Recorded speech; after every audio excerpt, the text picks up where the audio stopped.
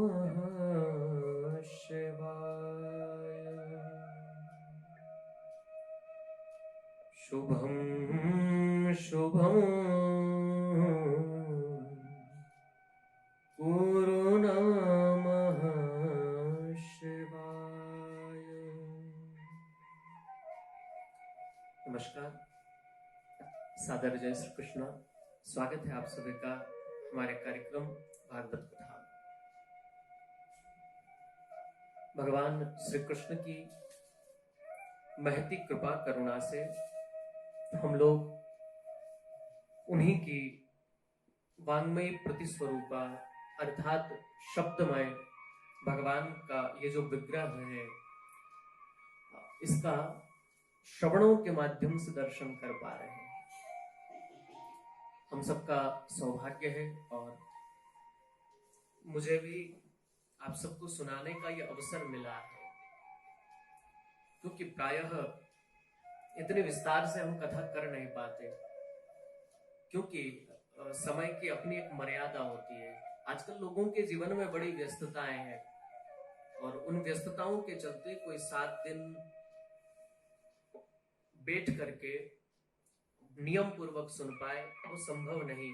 इसलिए हमारा प्रयास बस यही है कि जो लोग समय के अभाव में हमारे शास्त्र जो है, हमारे धर्म ग्रंथ जो है, उनसे वंचित रह पा रहे हैं, उनको श्रवण कर नहीं पा रहे हैं, बस हमारा यही प्रयास है कि ये जो हमारे ग्रंथ है, हमारे सनातन धर्म का जो मूल है, जिस पर हमारा धर्म टिका हुआ है, जिस पर हमारा धर्म आश्रित है, हमारे धर्म में विधि निषेध का जिसमें वर्णन किया गया है, क्या करना चाहिए क्या नहीं करना चाहिए, ये आप तक पहुंचे, इसी प्रयास से, इसी संकल्प के साथ, इसी धारणा को, इसी आशा को साथ में लेकर के हम आप तक ये कार्यक्रम पहुंचा रहे हैं, ताकि आपका व्यस्ततम जीवन जो है उसमें भी ज्यादा समय आपसे नहीं मांगते, केवल 20 मिनट हमको आप रोज दीजिए।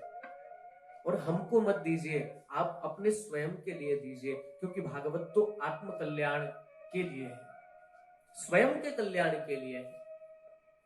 इसलिए सभी से मेरा अनुरोध है, आप जो लोग निरंतर देखते हैं, जो श्रवण कर रहे हैं वो सौभाग्यशाली है, जो लोग नहीं सुन रहे हैं उन तक भी आप पहुंचाएं, क्योंकि सुनने वाले को और सत्कर्म करने वाले को तो उसका फल मिलता है, परंतु जो सत्कर्म में किसी को प्रेरित करता है उसको और अधिक फल की प्राप्ति होती है। इसलिए आप भी सुने, औरों को भी सुनाएं। हमने पिछले सत्र में श्रवण किया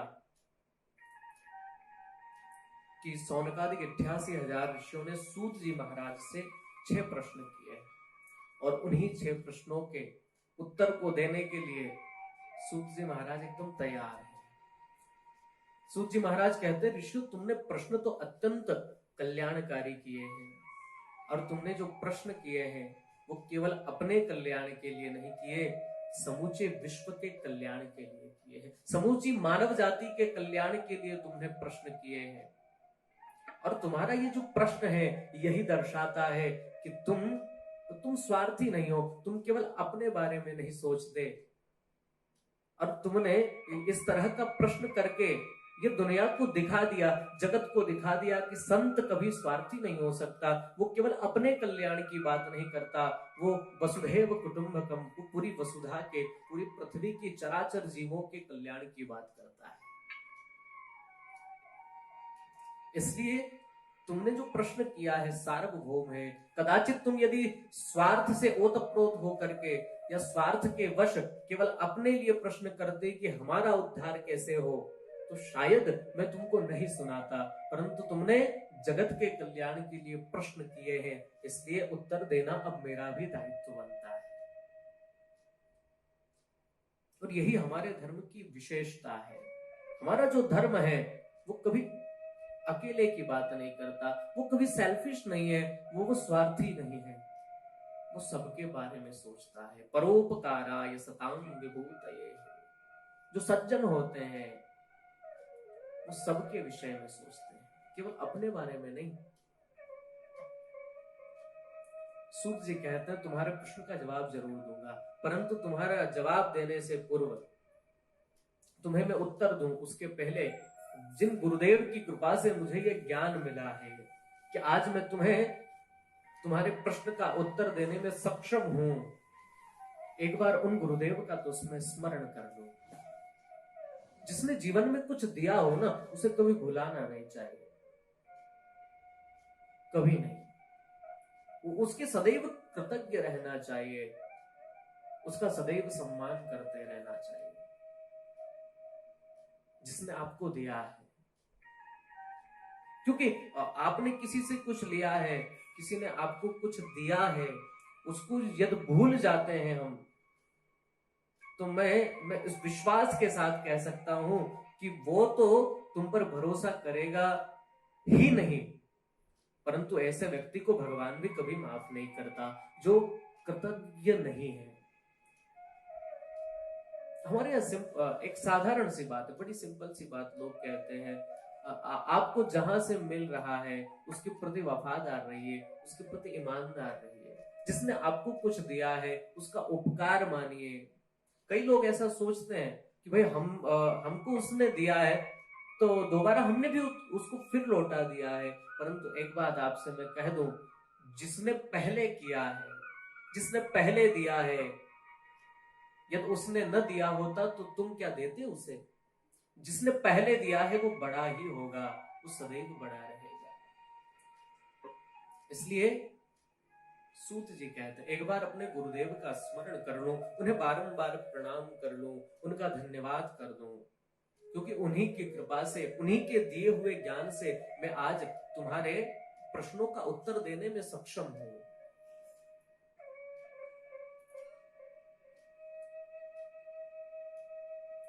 हाथ जोड़कर अपने गुरुदेव का स्मरण करते हैं। कौन है गुरुदेव? परिचय बड़ा जाना पहचाना सा है, एक बार ये परिचय मैं आपको दे चुका हूं।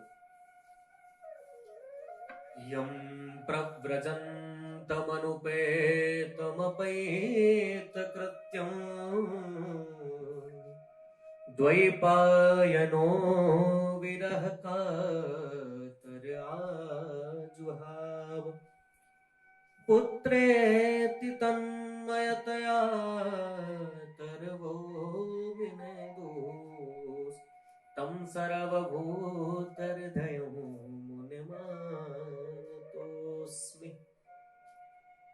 जो सर्वभूत हृदय है, जो सब में समाया हुआ है, जिनका जन्म हुआ तो वो जन्म लेते से ही सन्यास ग्रहण जिसने कर लिया।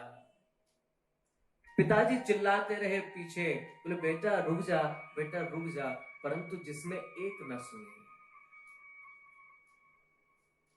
कहते हैं पिताजी कौन बेटा, किसका बेटा? अरे ये संसार चक्र है, ये घूमता रहता है। आज जो मेरा बेटा है, कल हो सकता है वो मैं उसका बेटा बन जाऊं। जिस प्रकार एक पहिया घूमता रहता है, कभी नीचे वाला हिस्सा ऊपर आ जाता है, ऊपर वाला नीचे आ जाता है, वैसे ये तो संसार चक्र है। जो जन्म लेते से ही माया से मुक्त है, ऐसे पुत्रेति तन्मयतया तरवोभिनेदुस्तं सर्वभूत हृदयं मुनिमानतोऽस्मि। सर्वभूत हृदय मुनि श्री सुखदेव जी को मैं प्रणाम करता हूँ। सूत जी के गुरु जी का नाम है श्री सुखदेव जी महाराज, और उन्होंने क्या उपकार किए हैं? यस्वानुभावमखिल श्रुतिसारमेकम् अध्यात्मदेपमतितीर्थशतान्तमोऽन्धम्।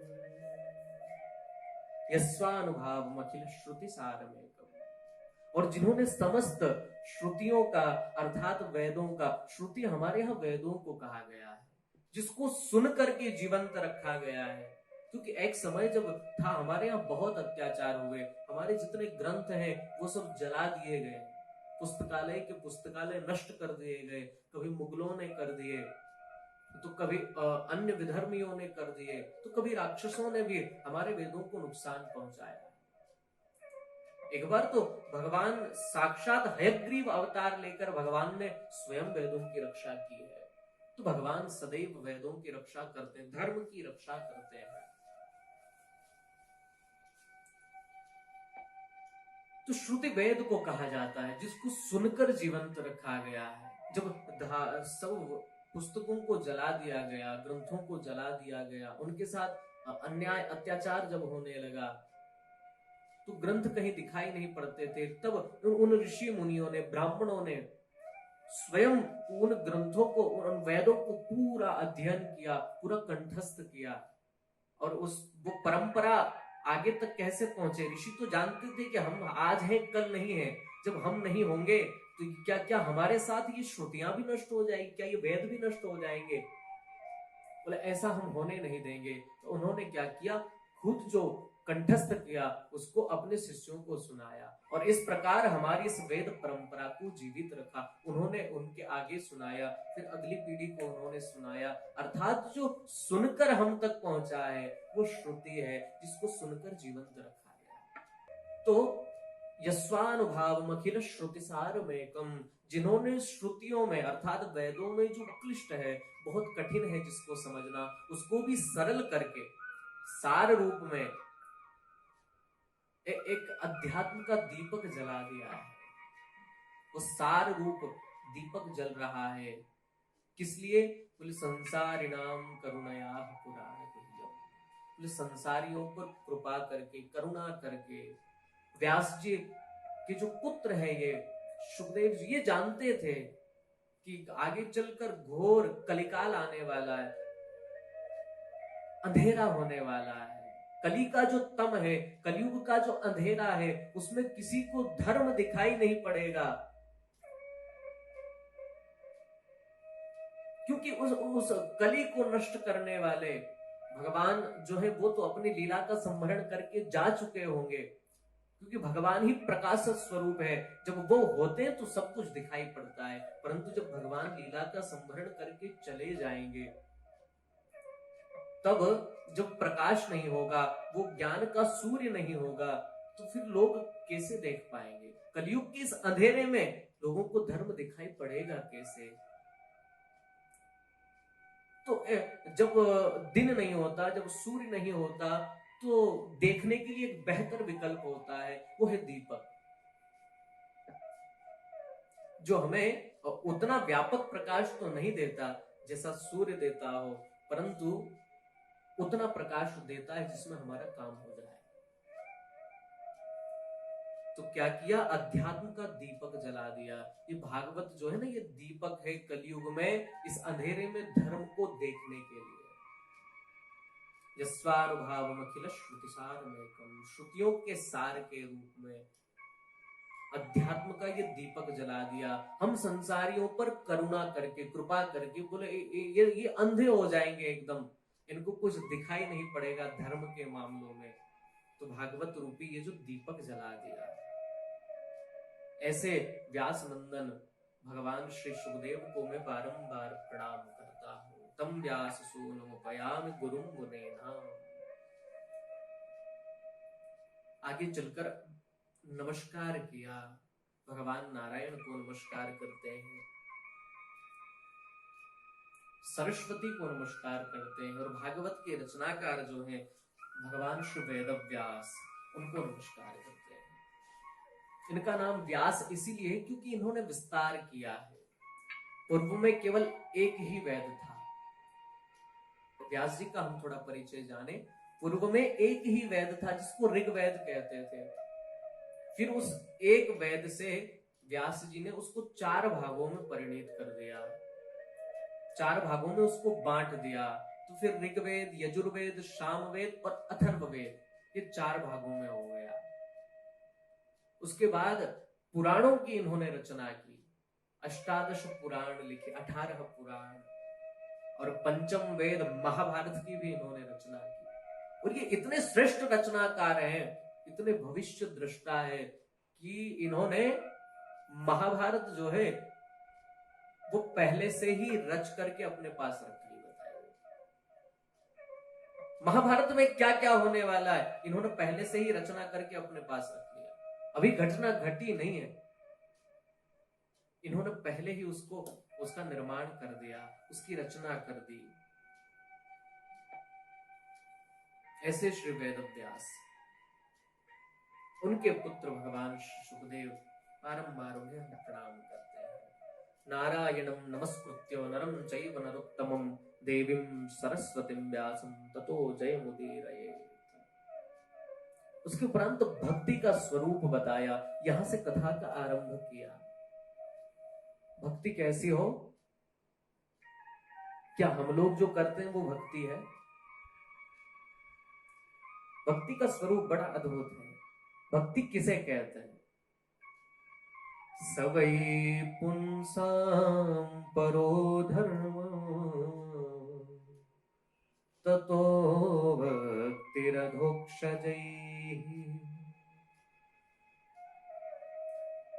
सवै पुंसां परो धर्मो ततो भक्तिरधोक्षजैः। अधोक्षज भगवान श्री कृष्ण श्री नारायण के चरणों में भक्ति करना ही व्यक्ति का परम धर्म है। परो धर्म सभी का ये परम धर्म है। परंतु ये भक्ति कैसी हो? अहेतुक्य प्रतिहता ययात्मा संप्रसीदति। भक्ति अहेतुकी हो। अहेतुकी से मतलब जिसमें हमारा कोई हेतु न हो, हमारा कोई स्वार्थ न हो, और जिसमें स्वार्थ हो वो व्यापार हो सकता है, वो भक्ति नहीं हो सकती। आजकल हम लोग वैसी भक्ति करते हैं। खैर, न होने से होना अच्छा है। कुछ न हो रहा हो उससे तो कुछ हो रहा है बेहतर है। परंतु वास्तविक भक्ति किसे कहते हैं आइए जानते हैं। वास्तविक भक्ति होती अहेतुकी, जिसमें कोई हेतु न हो, जिसमें कोई कामना न हो। और हम लोग प्रायः क्या करते हैं? हम बिना कामना के भक्ति करते ही नहीं। फिर भक्ति तो कोई करता ही नहीं आजकल। सब अपने अपनी कामना की पूर्ति के लिए करते हैं, तो उसे हम भक्ति कह नहीं सकते। हम लोग क्या करते हैं? हे भगवान गणेश जी, मेरा बेटा इस बार अच्छे नंबरों से, अच्छे अंकों से पास हो जाएगा ना, तो मैं आपको 1.25 किलो लड्डू चढ़ाऊंगी या 5.25 किलो लड्डू चढ़ाऊंगी या चढ़ाऊंगा। और यदि बेटा अच्छे नंबर से पास नहीं हुआ, रिजल्ट आया, फिर कहेंगे हमने तो 5.25, हमने तो कहा था अच्छे नंबरों से पास होगा तब चढ़ाएंगे, अब क्यों चढ़ाएं? क्योंकि हुआ ही नहीं अच्छे नंबरों से पास।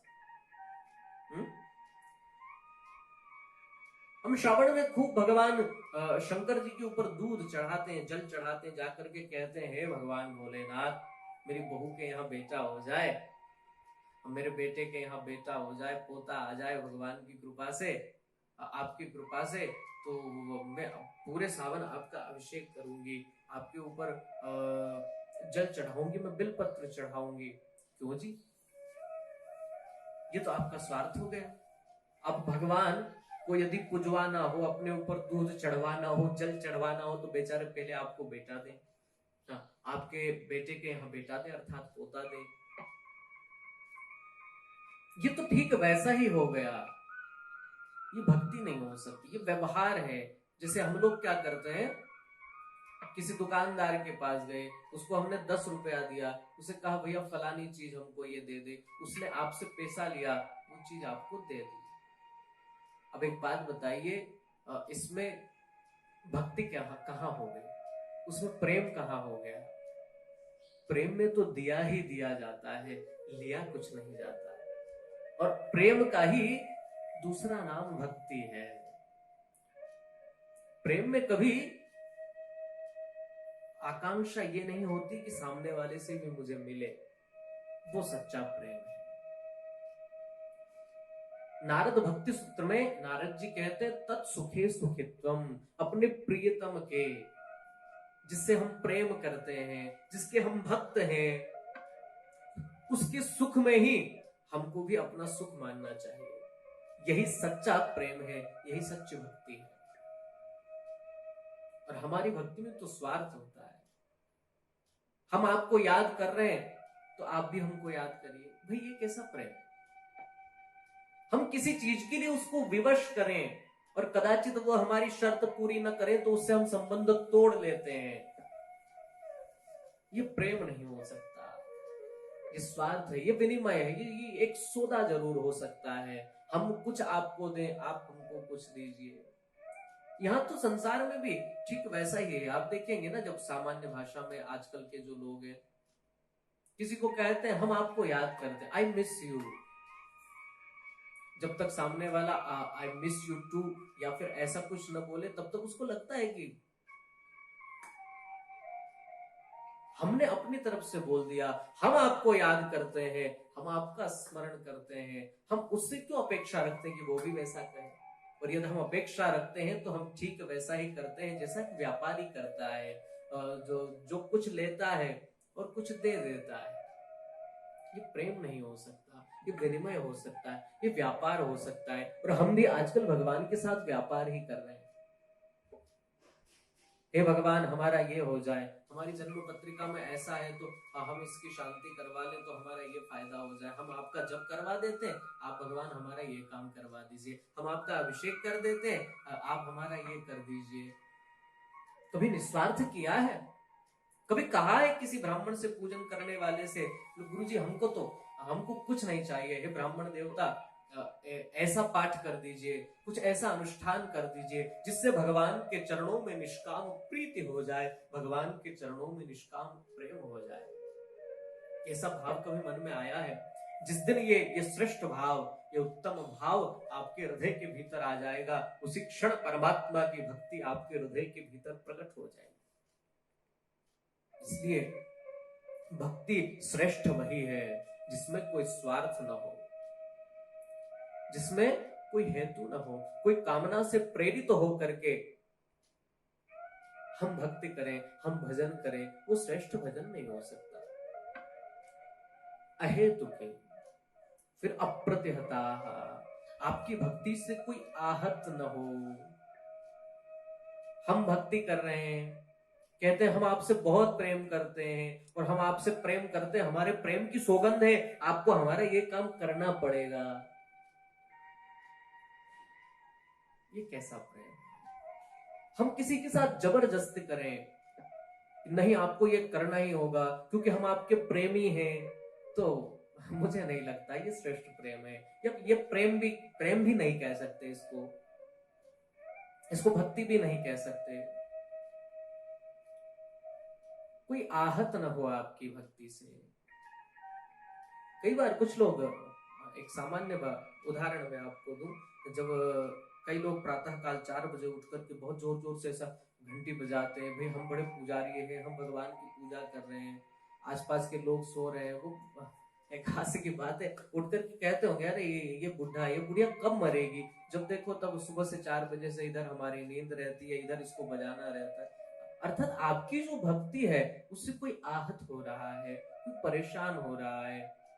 और आपकी भक्ति से कोई आहत हो, कोई परेशान हो, जिसका दिल दुख जाए। हम लोग कई बार मंदिर में जाते हैं, हम लोग देखते हैं, जाते तो हम भक्ति के नाम पर हैं, परंतु बड़ा देखने में आता है, कुछ माता इधर उसको कौन ही मार रही है, उसको मार रही है, अरे भैया कहाँ जा रही हो इतनी जल्दी, अरे हम रोज आते हैं, हम रोज आते हैं, हम पहले जाएंगे। आप 10 लोगों की जो पंक्ति है उसको चीरते हुए सीधे पहुंच गए। वो जो 10 लोग हैं उनका तो हृदय दुख गया ना, तो हम कितनी देर से खड़े हैं, ये देखो कैसे। तो ये इस तरह की जो भक्ति है जिसमें कोई आहत हो रहा हो, जिसको पीड़ा हो रही हो किसी को, जिसके माध्यम से, वो श्रेष्ठ भक्ति नहीं हो सकती। इसलिए भक्ति की पहली शर्त है उसमें कोई कामना न हो, कोई हेतु न हो, और दूसरी शर्त आपकी भक्ति से कोई आहत न हो, आपकी भक्ति से किसी को पीड़ा न पहुंचे, आपके प्रेम से कोई बंधन युक्त न हो जाए, आपका प्रेम उसको बांध दे, वो विवश हो जाए। ऐसा प्रेम सच्चा प्रेम नहीं हो सकता, ऐसी भक्ति सच्ची भक्ति नहीं हो सकती। भक्ति का स्वरूप, भक्ति की पहली शर्त निष्कामता, कोई कामना न हो, और दूसरा कोई आहत न हो, अर्थात उसमें कोई डिमांड न हो हमारी सामने वाले से। हम उससे कोई अपेक्षा न रखें, हम करते हैं भक्ति, तो ये हमारा स्वभाव है। अब वो हमें स्मरण करे, वो याद करे न करे, वो उसकी जिम्मेदारी है। हम करते हैं, हम निस्वार्थ करते हैं, ये भक्ति का स्वरूप है। और इसके आगे भी अति सुंदर, क्योंकि अभी तो आरंभ ही हुआ है और इसी में भक्ति का स्वरूप बताया। आगे चल करके हम लोग श्री नारद जी के जीवन का जो कथा है नारद जी की, कि किस तरह नारद जी ऐसे श्रेष्ठ स्थान पर पहुंचे। नारद जी के बारे में कहते नारदो देव दर्शन, जिसको एक बार नारद जी का दर्शन हो जाए उसको जीवन में भगवान का दर्शन जरूर होगा।